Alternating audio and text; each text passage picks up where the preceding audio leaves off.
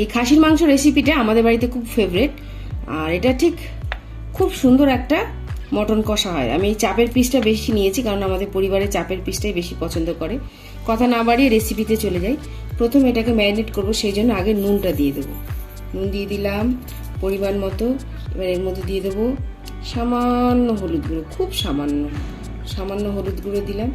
এবার এর মধ্যে দিয়ে দেবো ধনের গুঁড়োটা একটু বেশি পরিমাণে দেবো, একটু বেশি পরিমাণে ধনের গুঁড়ো দিয়ে দিলাম।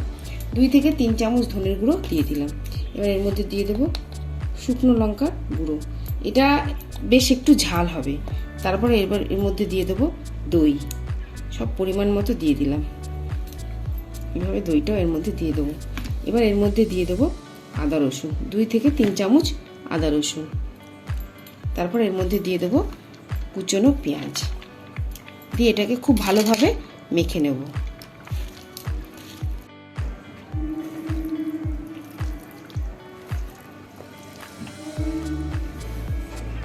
এবার এর মধ্যে একটা স্পেশাল জিনিস দিতে হবে, সেটা কি সরিষার তেল। সর্ষের তেল হলে কি হয়, মাংসের স্বাদটা দ্বিগুণ হয়ে যায়। এই যে সর্ষের তেল দিয়ে এটা খুব সুন্দর করে ম্যারিনেট করব। এইভাবে সর্ষের তেল দিয়ে খুব মেখে সুন্দর করে এটাকে চাপা দিয়ে রেখে দেবো। এটা খুব সুন্দর করে মেখে নিয়েছি। এবার এটাকে ঢাকা দিয়ে রেখে দেবো। 2 থেকে 2.5 ঘন্টা এটা ঢাকা দিয়ে রাখা থাকবে। আপনি ফ্রিজেও রাখতে পারেন, বাইরেও রাখতে পারেন। এই পেঁয়াজটা ভাজা করব, আর এই গরম মশলাটা ভেজে এটা গুঁড়ো করে মাংসে দেবো, আর এই রসুনটা দেবো, দিয়ে মাংসটা রান্না করব। এটা আমার ম্যারিনেট করা মাংস, প্রায় 2 থেকে 2.5 ঘন্টা ম্যারিনেট করেছি। এখন তো শীতকাল, মোটামুটি আমি বাইরে রেখেছিলাম, আপনার ফ্রিজেও রাখতে পারেন।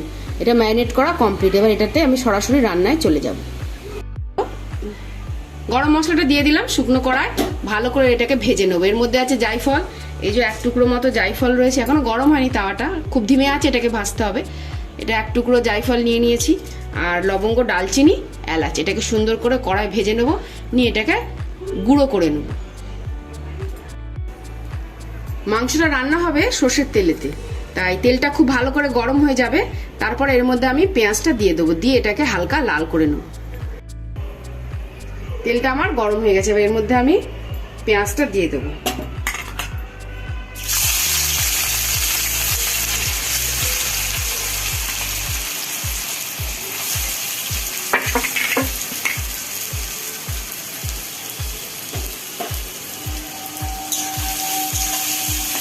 পেঁয়াজটা খুব ভালো করে লাল করে ভেজে নেব। আগে থেকে ধুয়ে বেছে রাখা এই রসুনগুলো আমি এর মধ্যে গোটা দিয়ে দেবো। এরকম দিলে কি হবে, রসুনের একটা সুন্দর ফ্লেভার আসবে। সুন্দরভাবে এরকম একটু কষিয়ে নিয়ে এর মধ্যে কি করব, ওই আগে থেকে ম্যারিনেট করা মাংসটা আছে সেটা দিয়ে দেবো, অল্প অল্প করে এইভাবে দিয়ে দেবো।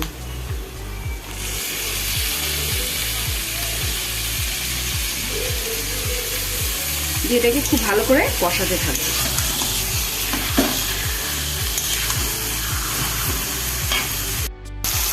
মাংসটা আমার বেশ সুন্দরভাবে কষা হয়ে গেছে, দেখুন তেল ছেড়ে দিয়েছে, আর একটু লালচে ভাব এসে গেছে। এবার এটাকে আমি জল দিয়ে দেবো, দিয়ে এটাকে প্রেসারে সেদ্ধ হতে দিয়ে দেবো। এবার পরিমাণ মতো একটু জল দিয়ে দিলাম, দিয়ে এটাকে ভালো করে প্রেসার কুকারে এটাকে সেদ্ধ হতে দেবো। এবার এটা আমি প্রেসার কুকারে দিয়ে দিয়েছি, এটা খুব ভালো করে এটা সিটি হতে দেবো। প্রেসার কুকারটা এভাবে আটকে দেবো এবং এটা খুব ভালোভাবে সিটি হবে। প্রেসার কুকারে আমি একটা সিটি দিয়ে নিয়েছি, যেহেতু দই দিয়ে ম্যারিনেট করা ছিল, বেশি সময় লাগেনি।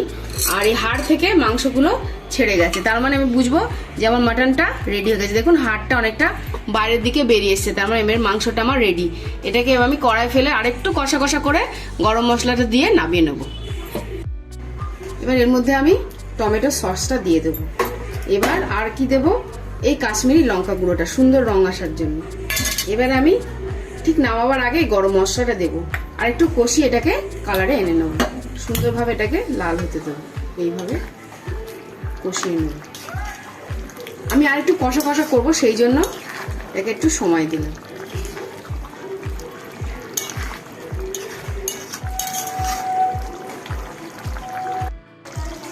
এবার লাস্টে একটা কাজ বাকি রয়েছে, রসুনগুলো যে সেদ্ধ হয়ে গেছে এটাকে আমি বাটিতে তুলে নিয়ে এর থেকে যে রসুনের সেদ্ধটা আমি এটা তরকারিতে মিশিয়ে দেবো। এটাকে চামচের সাহায্যে ভালো করে চেপে এর ভেতর থেকে এইভাবে বার করে নেব, বার করে খোসাটা আলাদা করে নেব, এইভাবে এটাকে আলাদা করে নেব।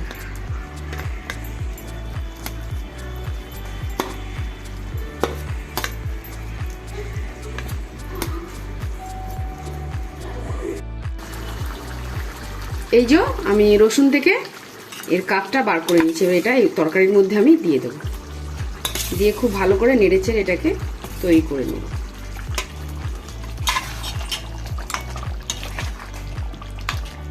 মাংসগুলো একদম গলে একদম সুন্দর টেস্টি হয়ে গেছে। এবার এর মধ্যে আমি গরম মশলাটা দিয়ে দেব।